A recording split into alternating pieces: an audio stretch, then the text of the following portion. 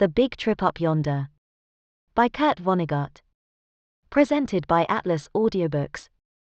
Gramps Ford, his chin resting on his hands on the crook of his cane, was staring irascibly at the 5-foot television screen that dominated the room. On the screen, a news commentator was summarizing the day's happenings. Every 30 seconds or so, Gramps would jab the floor with his cane tip and shout, "Hell, we did that 100 years ago." Emerald and Lou, coming in from the balcony, where they had been seeking that 2185 AD rarity privacy, were obliged to take seats in the back row, behind Lou's father and mother, brother and sister-in-law, son and daughter-in-law, grandson and wife, granddaughter and husband, great-grandson and wife, nephew and wife, grandnephew and wife, great-grandniece and husband, great-grandnephew and wife, and, of course, Gramps, who was in front of everybody. All save Gramps, who was somewhat withered and bent, seemed, by pre-Antigerasone standards, to be about the same age, somewhere in their late 20s or early 30s. Gramps looked older because he had already reached 70 when Antigerasone was invented. He had not aged in the 102 years since. Meanwhile, the commentator was saying, Council Bluffs, Iowa, was still threatened by stark tragedy. But 200 weary rescue workers have refused to give up hope, and continue to dig in an effort to save Elbert Hagedorn, 183, who has been wedged for 2 days in a... "I wish he'd get something more cheerful," Emerald whispered to Lou. "Silence," cried Gramps. Next one shoots off his big bazoo while the TV's on is gonna find himself cut off without $1. His voice suddenly softened and sweetened when they wave that checkered flag at the Indianapolis Speedway, and old Gramps gets ready for the big trip up yonder. He sniffed sentimentally, while his heirs concentrated desperately on not making the slightest sound.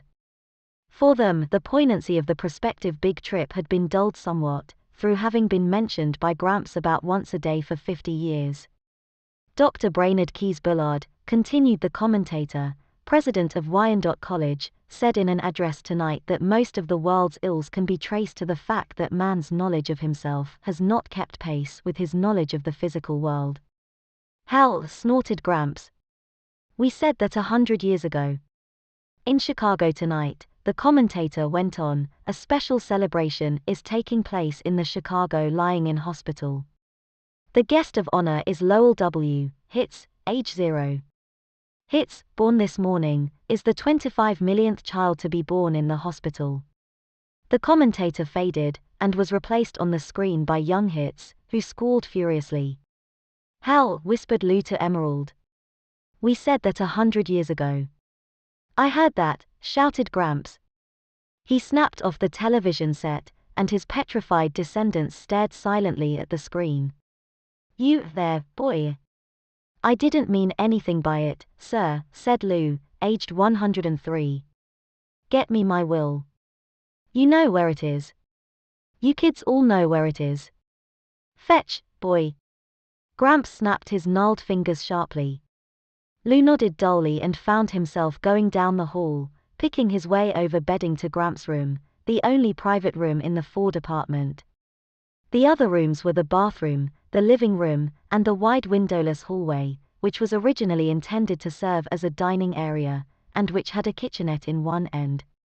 6 mattresses and 4 sleeping bags were dispersed in the hallway and living room, and the daybed, in the living room, accommodated the 11th couple, the favorites of the moment. On Gramps' bureau was his will, smeared, dog-eared, perforated and blotched with hundreds of additions, deletions, accusations, conditions, warnings, advice and homely philosophy. The document was, Lou reflected, a 50-year diary, all jammed onto 2 sheets, a garbled, illegible log of day after day of strife. This day, Lou would be disinherited for the 11th time, and it would take him perhaps 6 months of impeccable behavior to regain the promise of a share in the estate. To say nothing of the daybed in the living room for M and himself. "Boy," called Gramps. "Coming, sir." Lou hurried back into the living room, and handed Gramps the will. "Pen," said Gramps. He was instantly offered 11 pens, 1 from each couple. "Not that leaky thing," he said, brushing Lou's pen aside. "Ah, there's a nice one. Good boy, Willie." He accepted Willie's pen.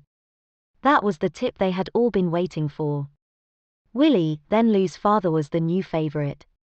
Willie, who looked almost as young as Lou, though he was 142, did a poor job of concealing his pleasure. He glanced shyly at the daybed, which would become his, and from which Lou and Emerald would have to move back into the hall, back to the worst spot of all by the bathroom door. Gramps missed none of the high drama he had authored, and he gave his own familiar role everything he had. Frowning and running his finger along each line, as though he were seeing the will for the first time, he read aloud in a deep portentous monotone, like a bass note on a cathedral organ. I, Harold D. Ford, residing in Building 257 of Alden Village, New York City, Connecticut, do hereby make, publish, and declare this to be my last will and testament, revoking any and all former wills and codicils by me at any time heretofore made. He blew his nose importantly, and went on, not missing a word, and repeating many for emphasis, repeating in particular his ever more elaborate specifications for a funeral. At the end of these specifications, Gramps was so choked with emotion that Lou thought he might have forgotten why he'd brought out the will in the first place. But Gramps heroically brought his powerful emotions under control, and after erasing for a full minute, began to write and speak at the same time. Lou could have spoken his lines for him, he had heard them so often. I have had many heartbreaks ere leaving this vale of tears for a better land, Gramps said and wrote.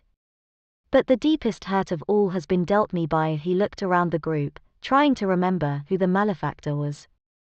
Everyone looked helpfully at Lou, who held up his hand resignedly.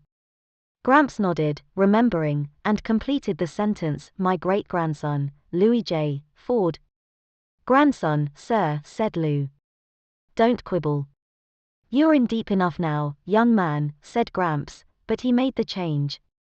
And, from there, he went without a misstep through the phrasing of the disinheritance, causes for which were disrespectfulness and quibbling. In the paragraph following, the paragraph that had belonged to everyone in the room at one time or another, Lou's name was scratched out and Willie's substituted as heir to the apartment, and, the biggest plum of all, the double bed in the private bedroom. So, said Gramps, beaming. He erased the date at the foot of the will and substituted a new one, including the time of day. Well, time to watch the McGarvey Family. The McGarvey Family was a television serial that Gramps had been following since he was 60, or for a total of 112 years. I can't wait to see what's going to happen next, he said. Lou detached himself from the group, and lay down on his bed of pain by the bathroom door. Wishing Em would join him, he wondered where she was. He dozed for a few moments, until he was disturbed by someone stepping over him to get into the bathroom. A moment later, he heard a faint gurgling sound, as though something were being poured down the washbasin drain. Suddenly, it entered his mind that Em had cracked up, that she was in there doing something drastic about Gramps. Em, he whispered through the panel. There was no reply, and Lou pressed against the door. The worn lock, whose bolt barely engaged its socket, held for a second, then let the door swing inward. Morty, gasped Lou. Lou's great-grandnephew, Mortimer, who had just married and brought his wife home to the Ford menage, looked at Lou with consternation and surprise. Morty kicked the door shut, but not before Lou had glimpsed what was in his hand, Gramps' enormous economy-size bottle of antigerasone, which had apparently been half-emptied, and which Morty was refilling with tap water.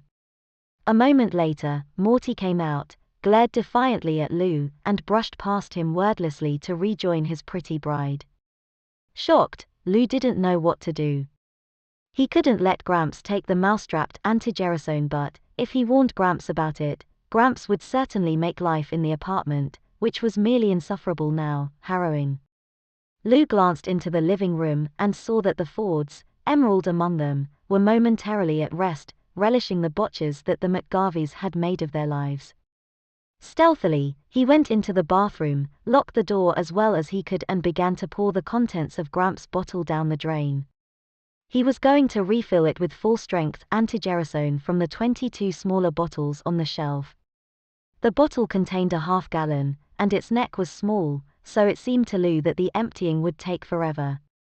And the almost imperceptible smell of antigerasone, like Worcestershire sauce, now seemed to Lou, in his nervousness, to be pouring out into the rest of the apartment, through the keyhole, and under the door. The bottle gurgled monotonously. Suddenly, up came the sound of music from the living room, and there were murmurs, and the scraping of chair legs on the floor. "Thus ends," said the television announcer, "the 29,121st chapter in the life of your neighbors, and mine, the McGarveys." Footsteps were coming down the hall. There was a knock on the bathroom door. "Just a sec," Lou cheerily called out. Desperately, he shook the big bottle, trying to speed up the flow. His palms slipped on the wet glass, and the heavy bottle smashed on the tile floor. The door was pushed open, and Gramps, dumbfounded, stared at the incriminating mess. Lou felt a hideous prickling sensation on his scalp, and the back of his neck. He grinned engagingly through his nausea, and, for want of anything remotely resembling a thought, waited for Gramps to speak. "Well, boy," said Gramps at last, "looks like you've got a little tidying up to do."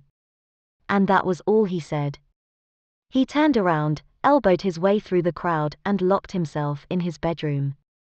The Fords contemplated Lou in incredulous silence a moment longer, and then hurried back to the living room, as though some of his horrible guilt would taint them, too, if they looked too long. Morty stayed behind long enough to give Lou a quizzical, annoyed glance.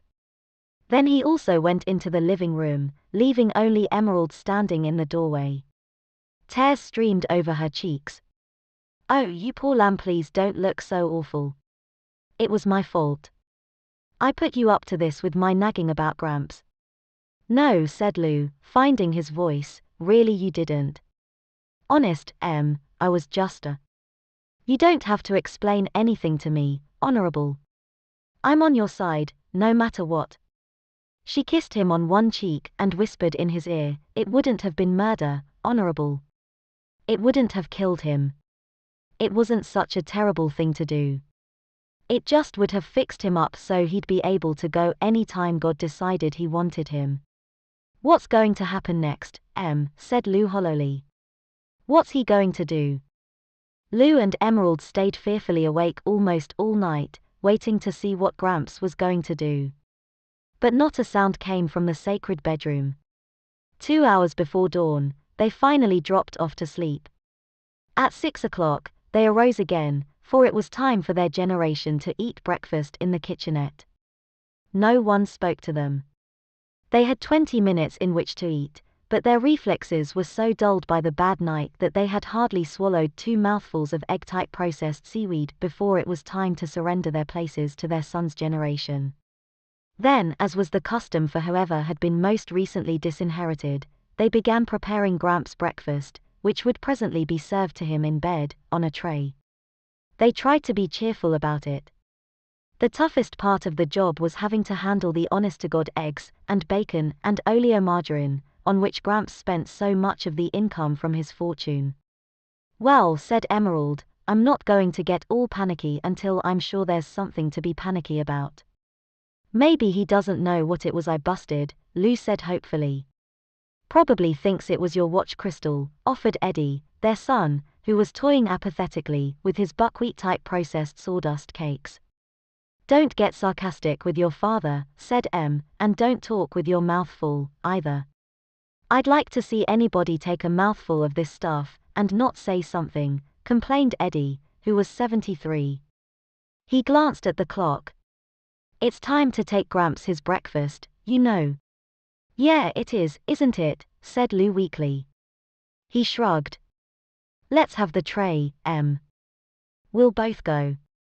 Walking slowly, smiling bravely, they found a large semicircle of long-faced Fords standing around the bedroom door. Knocked. "Gramps," she called brightly, "breakfast is rear dy." There was no reply and she knocked again, harder. The door swung open before her fist. In the middle of the room, the soft, deep, wide, canopied bed, the symbol of the sweet by-and-by to every Ford, was empty. A sense of death, as unfamiliar to the Fords as Zoroastrianism or the causes of the Sepoy Mutiny, stilled every voice, slowed every heart. Awed, the heirs began to search gingerly, under the furniture, and behind the drapes, for all that was mortal of Gramps, father of the clan. But Gramps had left not his earthly husk but a note, which Lou finally found on the dresser, under a paperweight which was a treasured souvenir from the World's Fair of 2000. Unsteadily, Lou read it aloud. Somebody who I have sheltered and protected and taught the best I know how all these years last night turned on me like a mad dog and diluted my antigerasone, or tried to. I am no longer a young man. I can no longer bear the crushing burden of life as I once could. So, after last night's bitter experience, I say goodbye. The cares of this world will soon drop away like a cloak of thorns, and I shall know peace. By the time you find this, I will be gone. Gosh, said Willie brokenly, he didn't even get to see how the 5,000-mile speedway race was going to come out.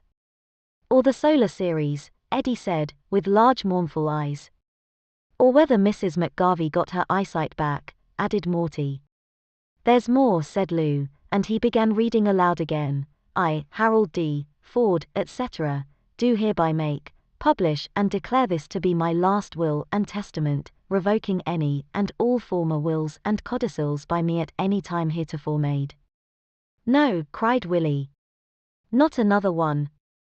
I do stipulate, read Lou, that all of my property, of whatsoever kind and nature, not be divided, but do devise and bequeath it to be held in common by my issue, without regard for generation, equally, share and share alike. Issue, said Emerald. Lou included the multitude in a sweep of his hand. It means we all own the whole damn shootin' match. Each eye turned instantly to the bed. Share and share alike, asked Morty. Actually, said Willie, who was the oldest one present, it's just like the old system, where the oldest people head up things with their headquarters in here and I like that, exclaimed Em.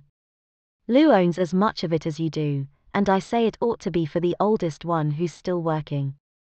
You can snooze around here all day, waiting for your pension check, while poor Lou stumbles in here after work, all tuckered out, and how about letting somebody who's never had any privacy get a little crack at it?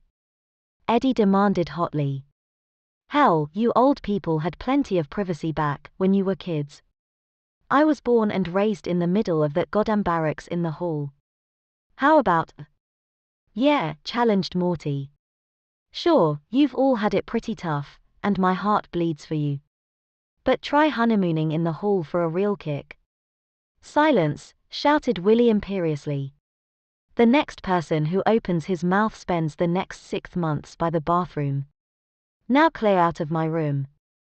I want to think. A vase shattered against the wall, inches above his head. In the next moment, a free-for-all was underway, with each couple battling to eject every other couple from the room. Fighting coalitions formed and dissolved with the lightning changes of the tactical situation. Em and Lou were thrown into the hall, where they organized others in the same situation, and stormed back into the room.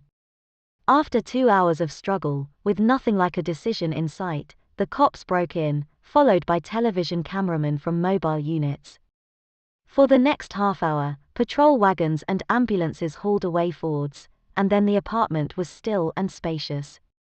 An hour later, films of the last stages of the riot were being televised to 500 million delighted viewers on the eastern seaboard.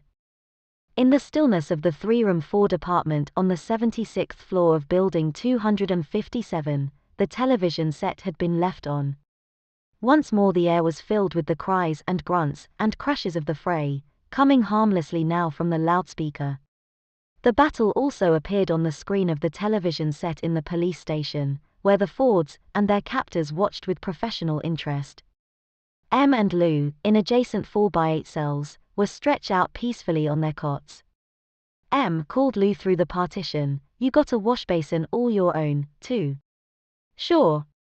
Washbasin, bed, light the works. And we thought Gramps' room was something.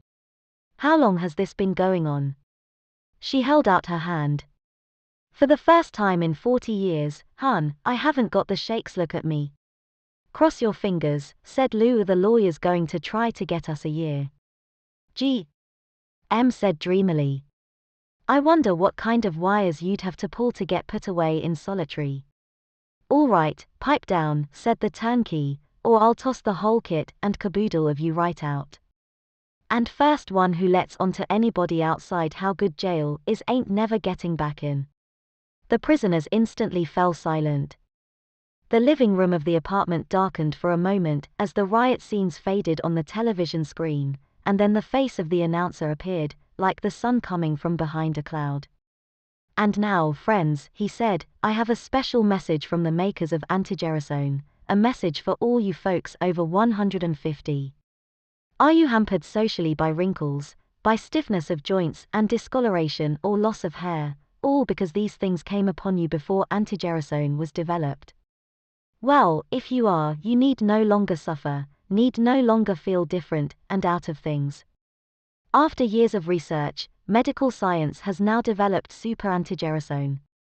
In weeks, yes, weeks you can look, feel and act as young as your great-great-grandchildren. Wouldn't you pay $5,000 to be indistinguishable from everybody else? Well, you don't have to. Safe, tested super antigerasone costs you only a few dollars a day. Right now for your free trial carton. Just put your name and address on a $1 postcard, and mail it to the Super, Box 500,000, Schenectady, NY. Have you got that? I'll repeat it. Super, Box 500,000. Underlining the announcer's words was the scratching of Gramps' pen, the one Willie had given him the night before. He had come in, a few minutes earlier, from the Idle R Tavern, which commanded a view of Building 257 from across the square of asphalt known as the Alden Village Green. He had called a cleaning woman to come straighten the place up, then had hired the best lawyer in town to get his descendants a conviction, a genius who had never gotten a client less than a year and a day. Gramps had then moved the daybed before the television screen, so that he could watch from a reclining position. It was something he'd dreamed of doing for years. Shenny Sitardy, murmured Gramps. Got it. His face had changed remarkably. His facial muscles seemed to have relaxed, revealing kindness and equanimity under what had been taut lines of bad temper. It was almost as though his trial package of super antigerasone had already arrived.